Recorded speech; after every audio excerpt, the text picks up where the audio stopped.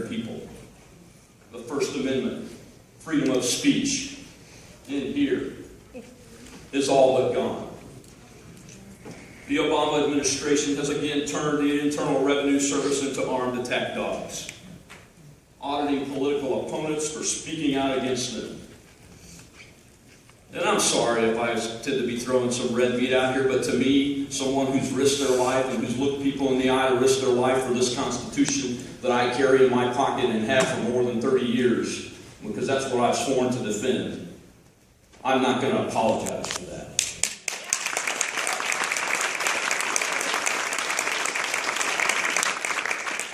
And I'm certainly not going to apologize for saying we shouldn't have any amnesty discussions or ever, or any immigration reform until our border is secure, since I've been a commander in a southwestern state that has people coming across the border that want to kill Americans. Yeah.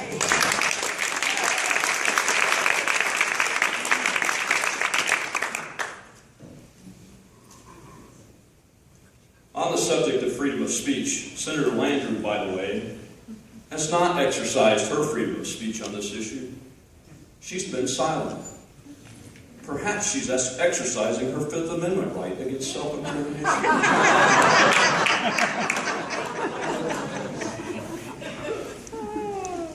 If all of us work together, we can make a difference. In the Senate, I'll fight to first audit the IRS and then abolish it altogether.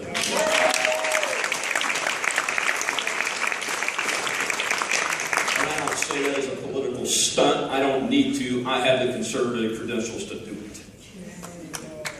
And while we're at it, let's simplify the tax code so it's something we can all understand and not written in strange language that only they in Washington seem to speak. The First Amendment is not just about freedom of speech. It's also about religious freedom. Yes. The First Amendment protects rights that protect our religious freedom are also being compromised every single day today. Yes. Whittled away while they think we're not looking. I'm already fighting to restore those rights, to ensure the freedom of religion for our servicemen and women, and if you don't know about the issues, you need to inform yourself on those issues. Yes. Yeah.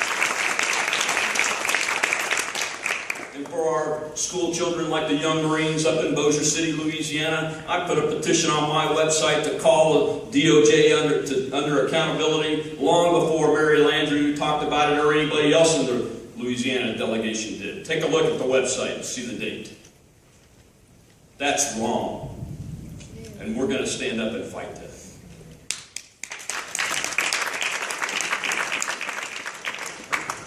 Needless to say, just like every other right in the Bill of Rights, I'm a huge believer in the Second Amendment, our right to bear arms.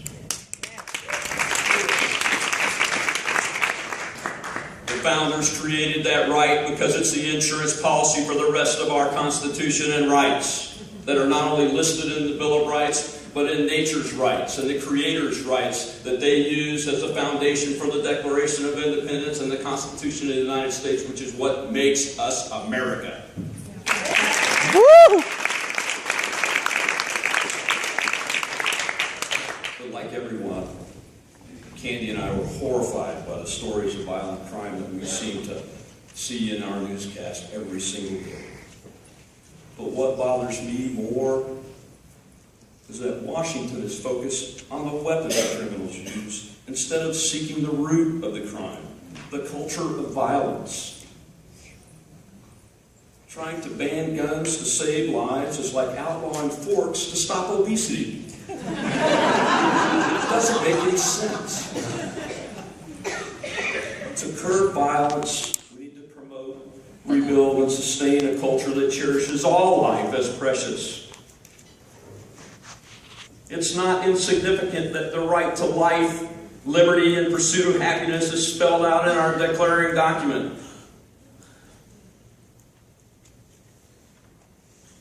Another target on my radar for that reason is that very culture of life that we have to rebuild. That starts with the lives of the most innocent. the unborn. Thank God for Governor Perry of Texas for signing that.